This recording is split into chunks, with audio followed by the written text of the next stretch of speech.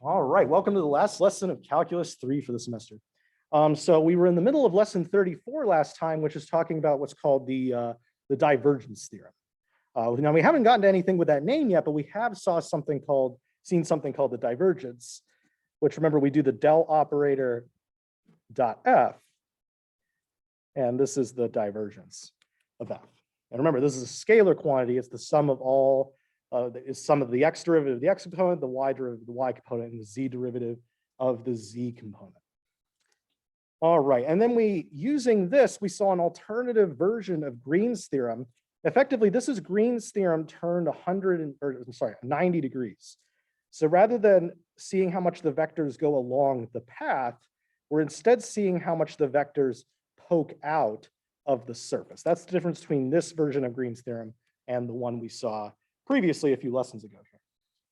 All right, and then I kind of gave a justification of this, and this is the key step where we turned everything 90 degrees, and then we have this formula. All right, so we're gonna break some new ground here. What we're going to do first is we're going to see an example of why that version of Green's theorems that I just removed is true. So what I'm going to do first is I'm going to find what's called the circulation of this vector field around the curve C. And C is the upper half of the unit circle here, and it's oriented counterclockwise like that. All right, so I'm going to compute, and this region is called D, and the curve is the boundary of D. So I'm doing f dot n hat ds. All right, now let's see here. So first of all, we need to come up with a parameterization for the first part of the curve. I'm going to call this part of the curve C1. And then I'm going to call this flat part of the curve down here C2. So in order to get the integral around the whole thing, we need to go along C1 and then this way along C2. All right, so let's do the C1 part first. So we're trying to compute this. So let's do C1. So a parameterization of the unit circle going counterclockwise, we've seen this a million times. We have x is cosine of t, and y is sine of t, although we could use theta as well. There's no issue with that either. So our integral, let's see, so we want to go from 0 to pi to go halfway around the circle.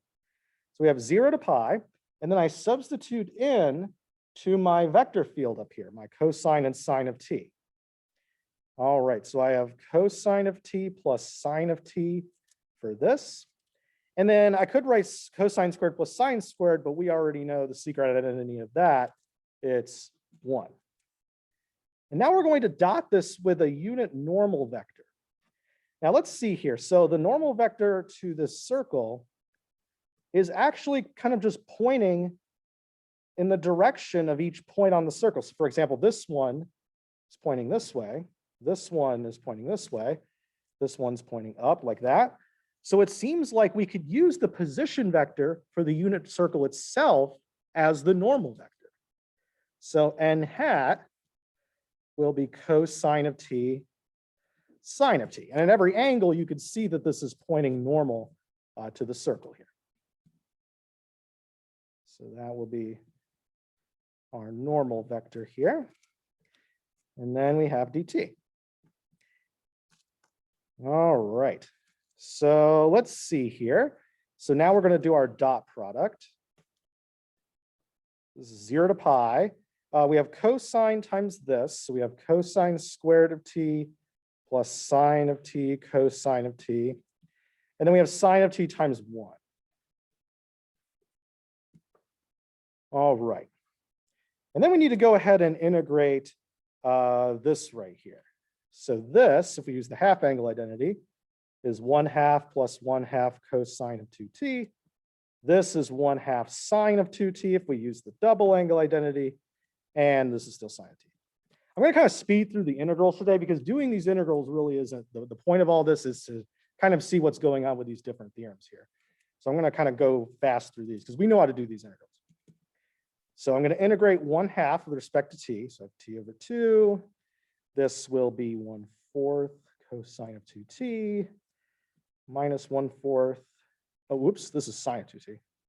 I always do that. I always forget to change the trig function. And we have minus 1/4 cosine of 2t minus cosine of t. And this is from 0 to pi here. And we end up with, what is it, pi over 2.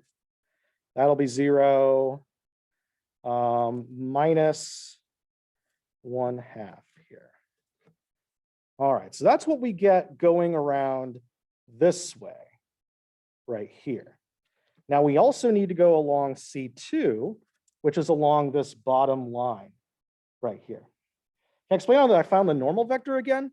Yeah, notice that the normal vector, so if I draw the normal vector on the circle, the one pointing directly away from the circle, this is pointing in the same direction that the position vector for the vector pointing to the point on the unit circle is. So notice how this vector is the same as this one. This one is the same as this one. This one is the same as this one. So it seems like the normal vector is the same as the position vector for what's going on the unit circle here. All right, I think I did this right. Pi over 2 minus 1/2. Hopefully I did that right. All right, and then we'll do C2 here. So C2, we have parameterized that by doing x equals t, and then just y equals 0. All right, so us going along C2, well, we go from x is -1 to 1 right here. -1 to 1, like that. And then we're going to have x plus y and then x squared plus y squared right here. So x plus y is cosine of t plus sine of t. Wait, no, I'm plugging in, sorry, I was looking at the other thing. We're plugging in t and 0 now into this. So we have t plus 0 right here. And then we have t squared plus 0 squared, so t squared. Now we need a normal vector to this line down here, pointing away from the line. What's a good unit normal vector just pointing directly downwards? That's right, we're going to get 0, -1. And can we use this normal vector for any kind of unit circle? That's right. So if we have the unit circle, or actually any circle that goes along like this, you could use cosine of t and sine of t for a normal vector. All righty. So this is going to be the integral from -1 to 1 of t squared, or negative t squared. So then this will end up being -2/3 right here. All right. So then we have pi minus 1/2 minus 2/3 right here. Let's see here. Why I chose that one? Because it's pointing directly away from my line here. So it's normal to this line or perpendicular to this line, and it has magnitude 1. So we have 0, -1. And whenever we enclose something, we want the normal vectors to point outwards, away from the enclosed area here. All right. All right, so there we go. So we have pi over 2 minus 1/2, and then minus an additional 2/3 here. Now, hopefully we'll end up getting the same thing, as long as I feel like I might have made a mistake right here. But hopefully we'll get the same thing if we use the other end of the Green's theorem here, which is this right here. All right. So let's see. Now we're going to compute the double integral of the divergence of f. Okay, well, let's see here, and we're doing this across D. So let's see, what is the divergence of f? Let's see here. We do the x derivative of x plus y and get 1. And then we do the y derivative of x squared plus y squared and get 2y. And we're doing this over, we're integrating over this half circle, right? Oh, it's +2. This is +2? Yeah, I think you're right. I think this does end up being +2 here. Okay, sorry about that. Yeah, this ends up being +2. I got kind of lost in the arithmetic. All right. So anyways, back to this. So we want to integrate over the upper half of the unit circle. So how do you think we're going to do that? We're going to use polar coordinates right here. So we have the double integral, 1 plus 2r sine of theta, and then we have an extra r dr d theta. And for doing the upper half of the unit circle right here, we're going to integrate r from 0 to 1 and theta from 0 to pi. So this is r plus 2r squared sine of theta, dr d theta. When we integrate this with respect to r, we have r squared over 2 plus 2/3 r cubed sine of theta from 0 to 1. So this ends up being 1/2 plus 2/3 sine of theta d theta right here. All righty then. So let's go ahead and integrate this with respect to theta. So we have 1/2 theta minus, oh, isn't the bound pi? Yeah, thank you. So used to doing 2 pi for theta. Yeah, it's just pi here. And then we have minus 2/3 cosine of theta from 0 to pi. And so we end up with pi over 2. And then we have plus 4/3 if we plug these into here. And 2 minus 2/3 here is also 4/3. So lo and behold, the theorem works and it ends up being the same thing. And I think Michael said this, or maybe someone said this. The whole point of this is that when we have one of these being difficult right here, use the other one instead. So I personally think this was a bit more difficult because we had 2 different boundaries to go over. So this was kind of annoying. We had to parameterize everything, whereas this was a relatively easy double integral. So in this case, I would use the double integral of the divergence right here. Where to get the 1 plus 2y from? It's the divergence of the vector field right here. All right, so let's move on. Sorry, I gotta go a bit fast today because we still have like 6 pages left. And I want to make sure I get to the ending, get to the epic conclusion right here. So the previous theorem is also called the 2D divergence theorem. But we could generalize this to be the 3D divergence theorem, which is just the divergence theorem. So if you don't have any specifications on it, it's the divergence theorem right here.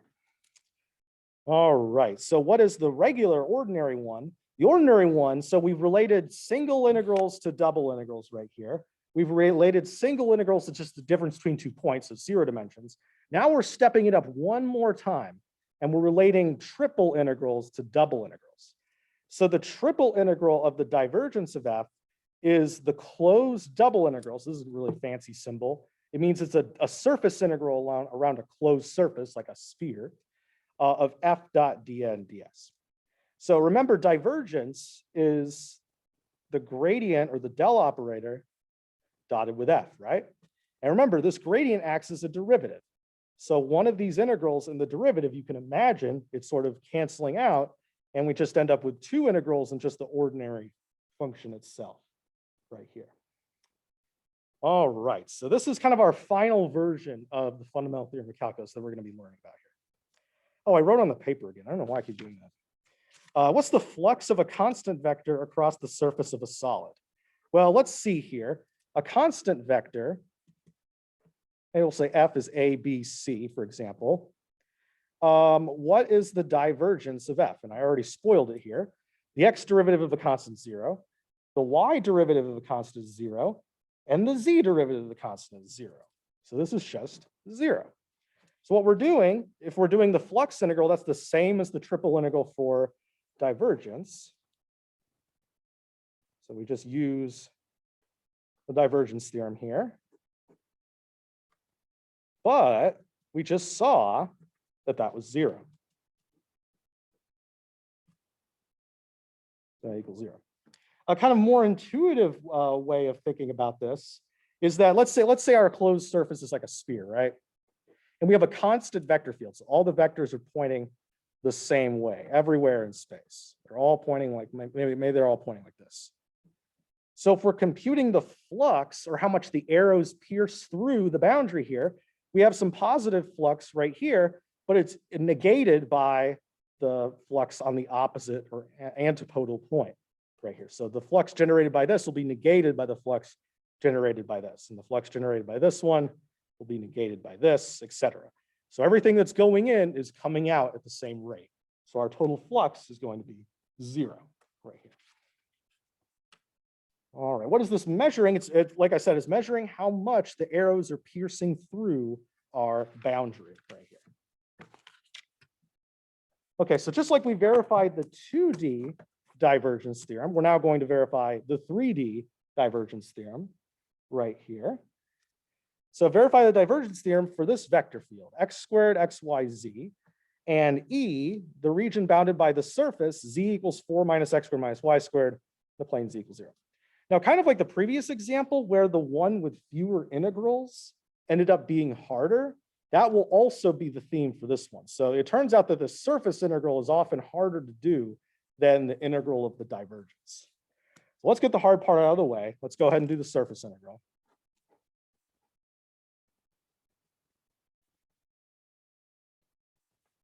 Okay, so first of all, let's see what our surface is. It's 4 minus x squared minus y squared, and then z equals 0.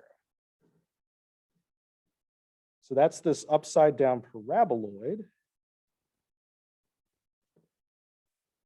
And then it ends at z equals 0. So it kind of stops on the xy plane. So it kind of makes this cap right here. All right, so what we're going to do in order to do the surface integral, we have to integrate A over the actual cap part of the surface. We'll call that S1. And then B, we need to integrate along the bottom, the flat part on the bottom. So we'll call that S2. Now I'm going to get this out of the way. If you guys just had to take a wild guess, what do you think the double integral along S2 is going to be? Yeah, Daniel's got it. Yeah, it's going to be 0. Yeah, so this is going to be one of those ones that's just going to end up being 0.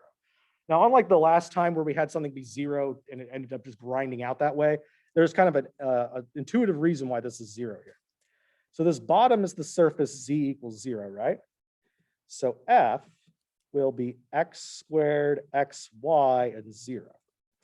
Now, what's a normal vector to that surface? It's the vector that's pointing directly downwards, like that.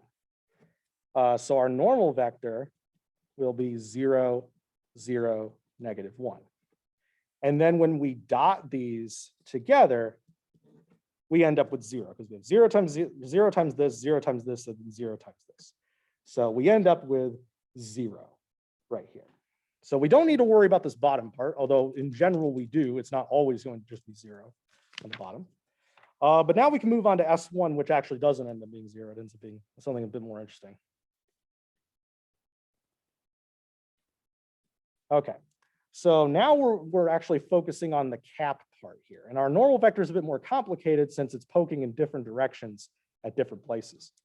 So remember, the way we find a normal vector to a surface that's given z as a function of x and y is we're going to use negative gx, negative gy, and 1. All right, so let's go ahead and do this. Let's see, so we got our double integral here. And then F, what I'm going to do is I'm going to use this same vector field right here, except I'm going to replace the z with 4 minus x squared minus y squared. So we have x squared, xy, and then z is 4 minus x squared minus y squared here. Okay, then I'm going to replace n hat with my normal vector, which is negative gx. So that's going to be positive 2x right here. We have negative gy, so that's the negative of the y derivative. So we get positive 2y, and then we get 1. Okay, let's do this dot product. This won't be 0. All right, so we have 2x cubed. We have 2xy squared, and then we have plus 4 minus x squared minus y squared. Okay, now the region that we're integrating over here, or our parameter space, is this circle of radius 4, or sorry, circle of radius 2 right here. All right, so we're integrating over the circle of radius 2, but whenever we integrate over anything circular, we should probably use cylindrical or polar coordinates. So we're going to polarize this. We're going to turn into polar coordinates. I actually don't know if that's the real name for that or not. Sounds cool. But we're going to polarize this 0 to 2, 0 to 2 pi. I'll speed this up a bit. This is 2r cosine theta times r squared plus 4 minus r squared all times r dr d theta. And I did this one earlier on my own. And it ends up being, let's see, what does this end up being here? Did I do this one earlier? I think it ends up being like 8 pi or something like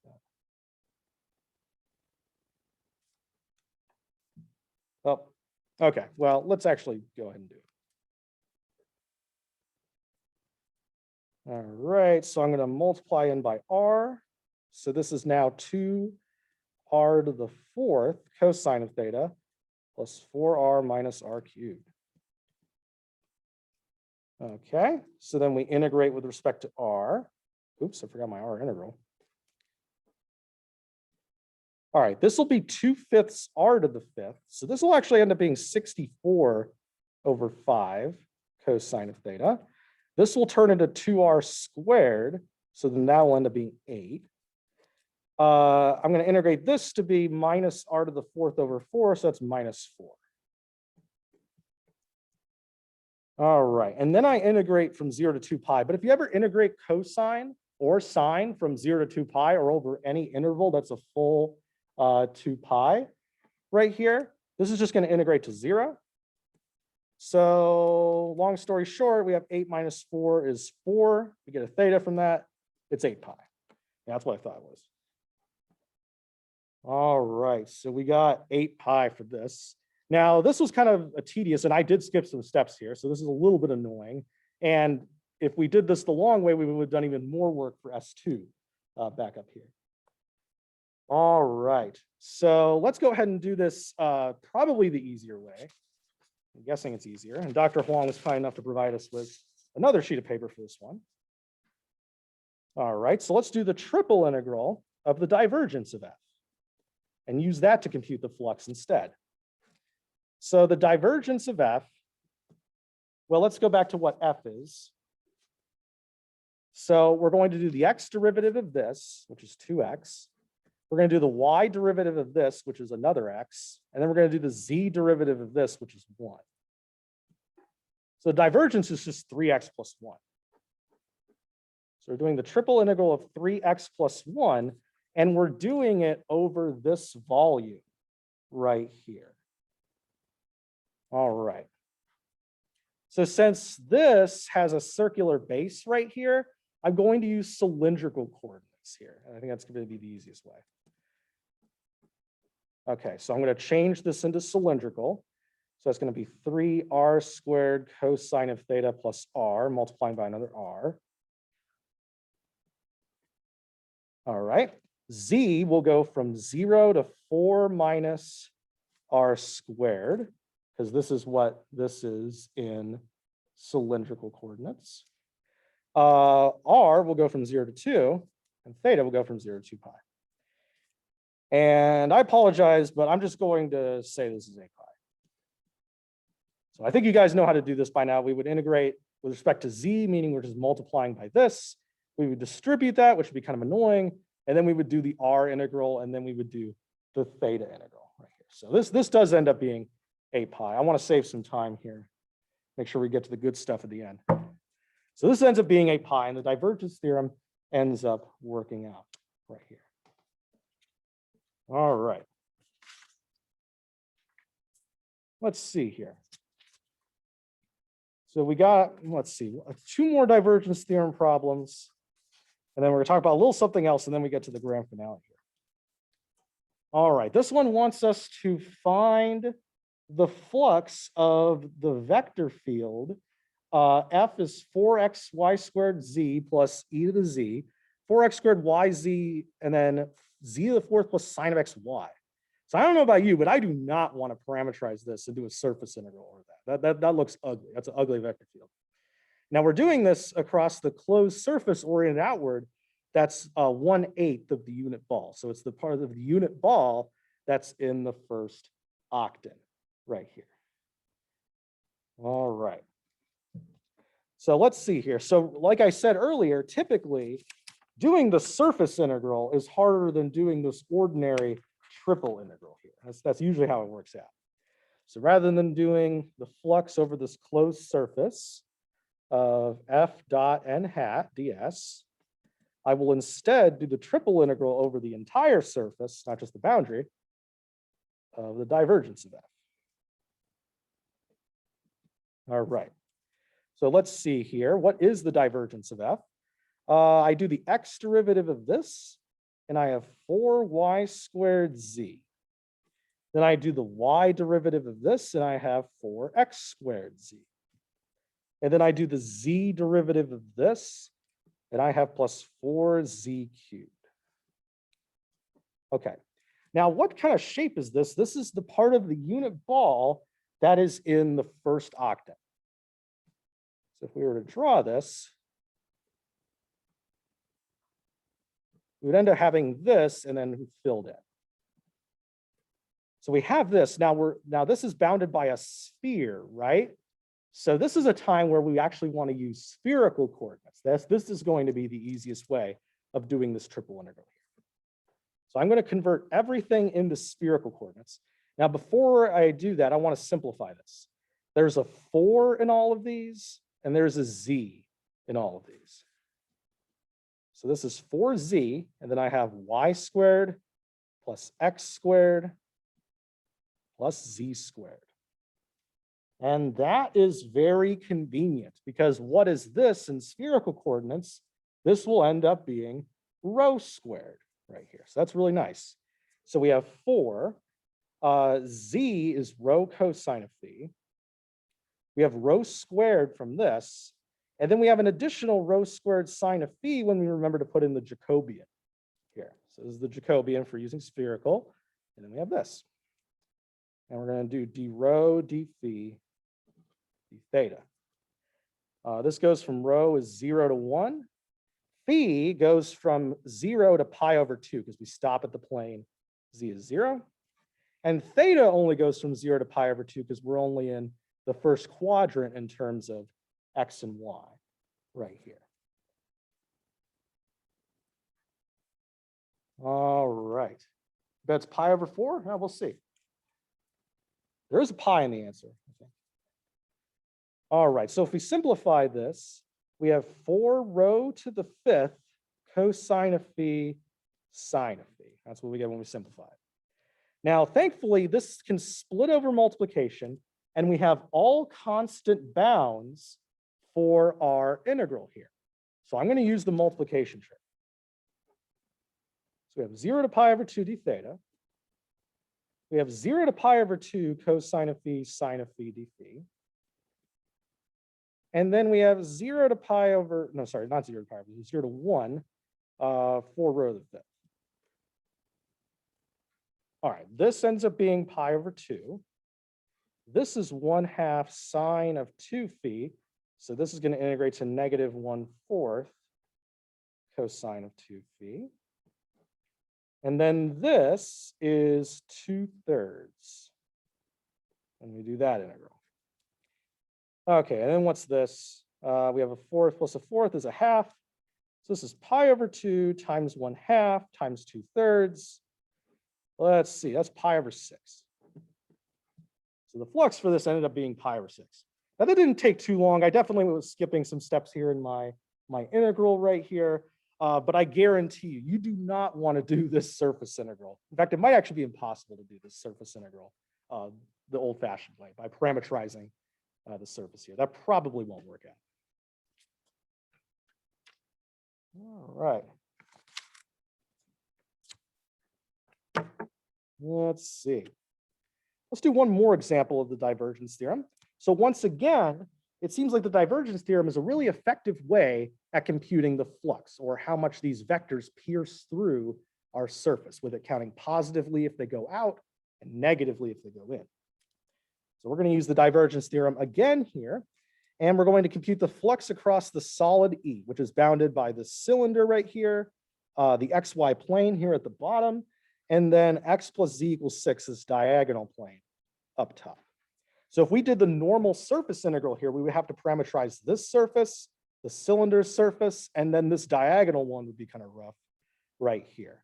And we'd have to do 3 separate surface integrals of, again, another nasty looking vector field. So we don't want to do that. We instead want to do the triple integral of divergence. I bet when you were learning triple integrals, you never thought you would come to a point where you would rather do a triple integral over anything else, but lo and behold, that time has actually come. You definitely want to do these triple integrals here. The divergence of f, we do the x derivative of this, we get 2x. We do the y derivative of this and we get x. And then we do the z derivative of this and get 0. So we're just integrating 3x. Okay, now what type of coordinates do you think we're going to use for this problem right here? Yeah, we're going to use cylindrical coordinates because we have a cylinder in the problem. So let's go ahead and convert this to cylindrical coordinates. Okay, so we have 3x turns into 3r cosine of theta, but then we gain an extra r from the Jacobian. We have dz, dr, d theta. All right, now what are our z bounds? Well, below we're bounded by the plane z equals 0. And above we're bound by the plane x plus z equals 6, which can be rewritten as z equals 6 minus x. Except we're not using x here, we're using r cosine theta. All right, and then we just need to do dr and d theta here. This is a circle of radius 2, and we're going all the way around the circle.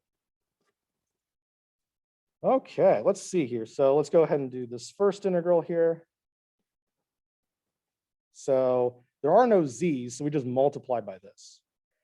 So we have 18r squared cosine of theta minus 3r cubed cosine squared of theta. That's what happens when I distribute 3r squared cosine of theta amongst this right here. All right, now I do the r integral. So this will be 6r cubed cosine theta minus 3/4 r to the 4th cosine squared of theta from 0 to 2.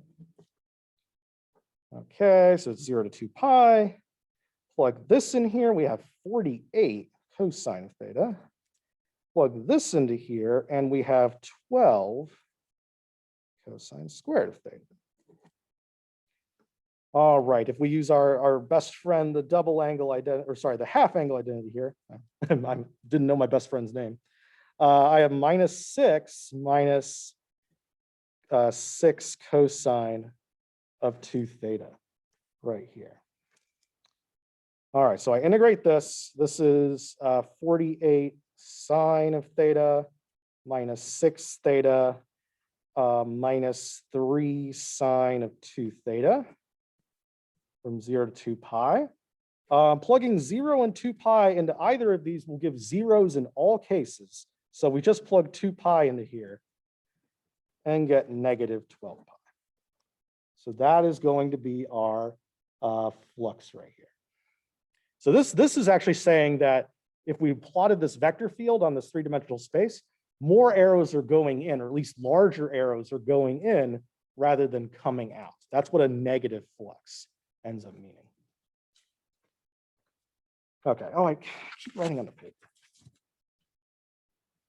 All right. So here we go. So here's an interesting theorem. So we learned about divergence and we learned about curl. So divergence was the dot product with del, and curl was the cross product with del. So you might imagine they're kind of similarly defined, so they must have some kind of interesting relationship between them. And it turns out they do. It turns out the divergence of the curl is 0. So if you're ever going to be a specific number, you're probably going to end up being 0. So the divergence of the curl ends up being 0. And loosely speaking, why is this? The curl measures how much you're twisting around. So that's more of a tangential sort of thing. Like it measures how much you're curling around going in the same direction as your curve. But then the divergence measures how much you're radiating out of your curve. So the divergence is more like a normal vector. So the relationship between divergence of curl is like the relationship between a normal vector and a tangent vector. They're perpendicular to one another. And so they're sort of going in different directions, which is why we get 0 right here. A more rigorous proof would be to actually just compute this. The curl, if we remember our formula from last time, is ry minus qz, pz minus rx, qx minus py. So let's compute the divergence of this. So remember, I do the x derivative of everything in my x coordinate. And I do the y derivative of everything here. And then I do the z derivative of everything here. All right, so, and if we look carefully at this, and as long as we have continuous second partial derivatives, then we can end up flipping the direction of our derivatives, or flipping the order. So that means that rxy is the same as ryx. Those cancel. Same happens with qzx and qxz. And same thing happens with pyz and pzy. Everything cancels, so we end up getting 0 right here. All right, now let me ask you this. What about the curl of the divergence of f? All right, so what do you guys, let's take a guess here. What do you guys think this is going to be here? Curl of the divergence of f. 0 vector, 1, 8 pi, 8. Ah, yeah, someone saw through my ruse here. Yeah, so someone in the audience noticed that divergence of f is a scalar, right? But the curl is a cross product. So technically when we're doing the curl of this, we do the curl cross, or the del operator cross the divergence of f, but this doesn't make any sense because this isn't a vector, this is a scalar. So this doesn't equal anything at all. This actually just can't be computed. It doesn't make any sense to take the curl of the divergence right here. So it's not equal to anything, not even 0. It's just something you can't do here. All right. Let's see, how are we doing on time? Okay, catching up a little bit. All right, so then this one wants you to compute the divergence of this curl. So I do the x derivative of this, times z squared minus y squared. I do the y derivative of this.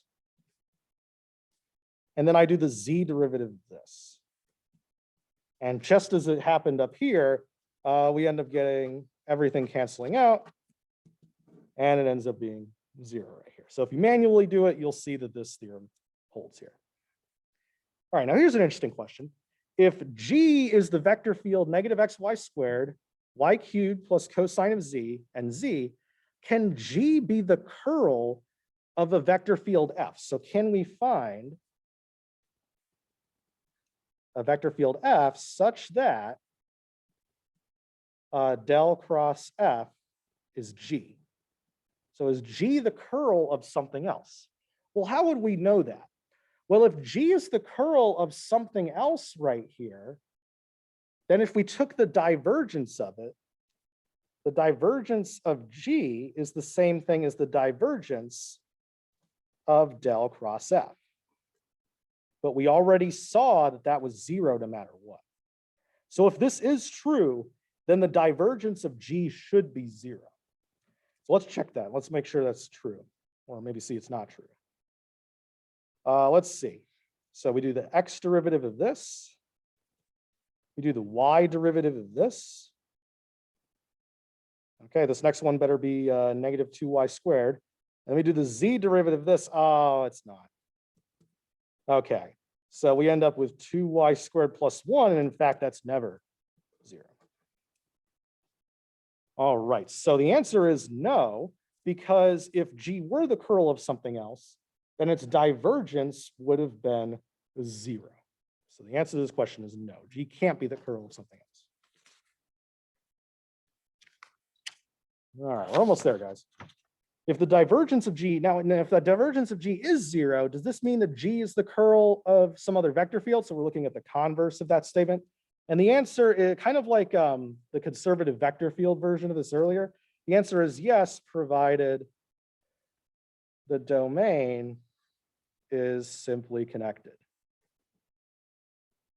So if you have a vector field and its divergence is 0, If your domain is simply connected, then that means it is the curl of some other function. All right. Okay, and then let's take a look at this question here. If f has a twice continuously differentiable components, show that the integral of curl of f dot n hat ds equals 0, where s is a smooth oriented surface of a solid E. Okay, so now notice that they didn't give us any particular surface here, right? They just said an arbitrary object with any possible surface right here. So that must mean there's something we could do that doesn't really depend on what particular vector field this is or what particular shape it is. Now let's see here. So this is a surface integral, right, of something dot n hat. What's another way that we can write this? We learned another way that we could write this.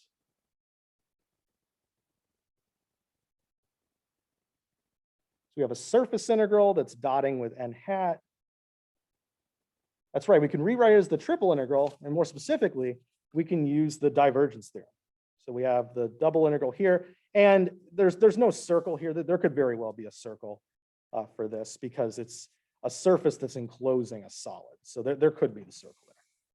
So if we have a vector field dot n hat, that's the same as the divergence of that very same vector field. Okay, so by the divergence theorem, curl of f, which is a vector field, remember the curl is a vector field itself, is equal to the triple integral over the solid E of the divergence of our vector field. Now, what was the vector field we were working with? It's the curl of f. And then what's this equal to? Right here. That's going to be 0. That's right. So that's why it didn't depend on what E is.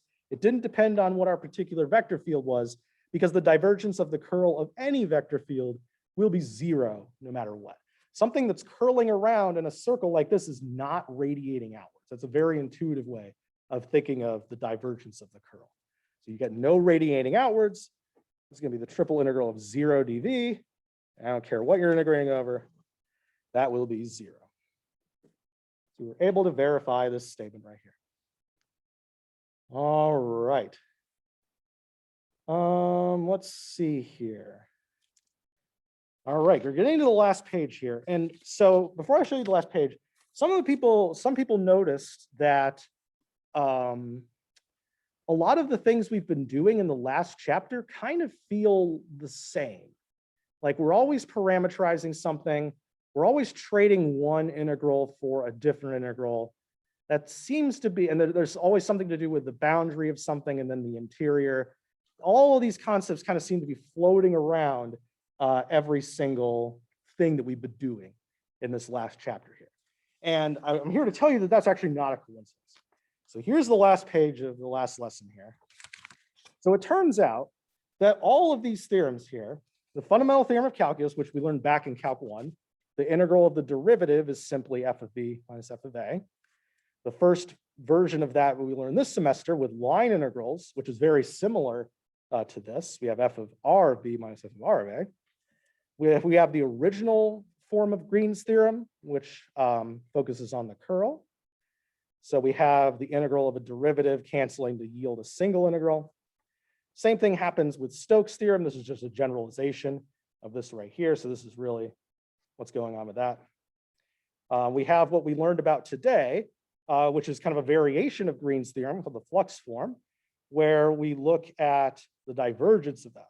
And remember, this acts like a derivative as well right here. So we do the integral of a derivative, and those cancel out to yield just a single integral left here. And then finally, we learned about the divergence theorem, where we have another integral and another derivative canceling to yield this double integral right here. Now, one thing I also want you to notice, so the integral and derivative like canceling out, that's one theme that all of these have right here. What is k hat? K hat is 0, 0, 1. So remember, this version of Green's theorem only worked when f was p cubed. All right. So the integral and derivative like canceling out, quote unquote, is one thing here. The other thing I want you to notice is that let's look at the domains of each one of these fundamental theorems of calculus right here. So this domain is a line going from x equals a to x equals b, right? This domain is a line, but it could be bent or twisted, and it starts at r of a and ends at r of b. Okay, what's the domain for this? Well, it's going to be some simply connected kind of area blob. This could be some area blob that's not even in the xy plane. Same with this. And then this is going to be some volume here. So I'll kind of put some shading on there to make it seem a bit 3D, I guess. All right, so these are the domains for each of these fundamental theorems of calculus, or each of these integrals, right? So these are the original domains on the left side of the equation. When we move to the right side of the equation, we replace the whole domain with its boundary. So what are the boundaries of a straight line? It's the endpoints. The boundary of a straight line of a one-dimensional object turns into the zero-dimensional points here. And same thing with this. We have r of b as a point and r of a. So these are one-dimensional objects, and their boundaries are points or zero-dimensional objects. We step things up a dimension here. We have this 2D object right here with this area filled in. And what's its boundary going to be? Well, the curve around the edge here is going to be C. So this is going to be the boundary of my surface right here, my area right here. So we've turned something 2D into its one-dimensional boundary right here. So we lower the dimension by 1. And then the same thing that happens here happens for these two as well, because these are each 2D, and we look at the boundary of this and go down a dimension.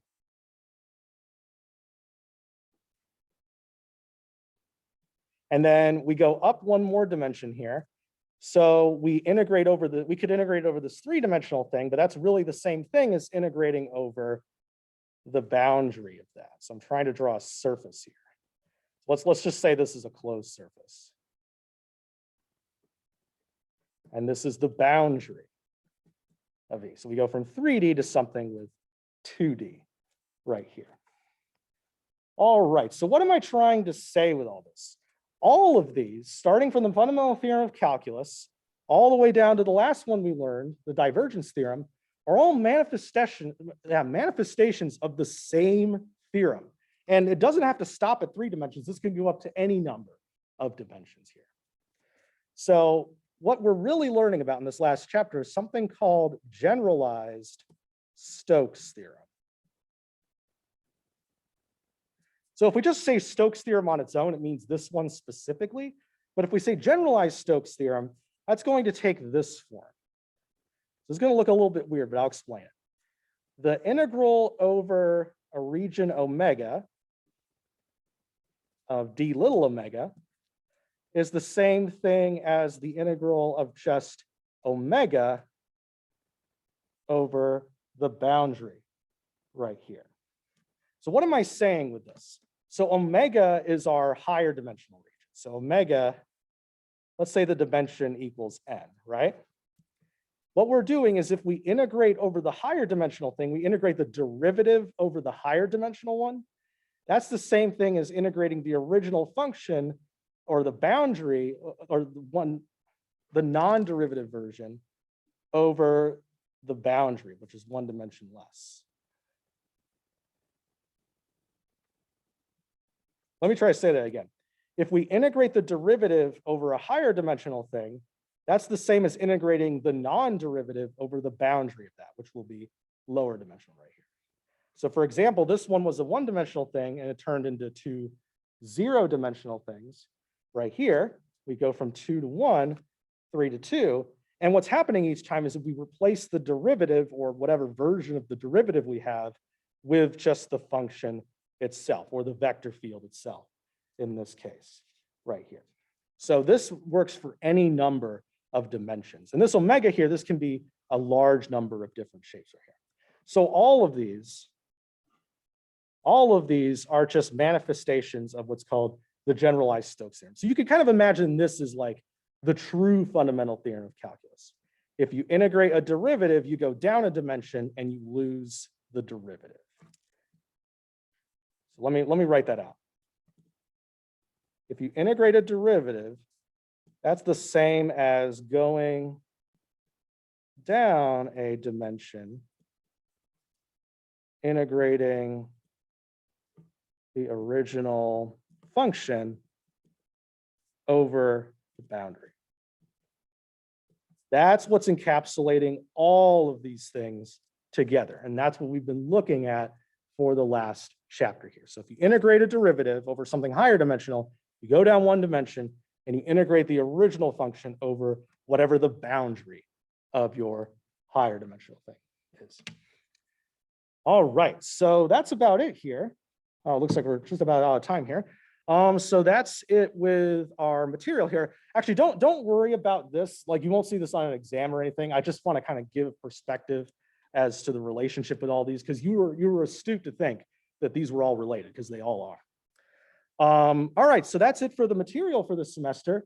So what we're going to do in the future classes is we're just going to review for the exam. And remember, the final is not cumulative. The final will simply be over this last set of material right here. All right. Yeah, so that's it for today. So I will see you guys on Monday for some review.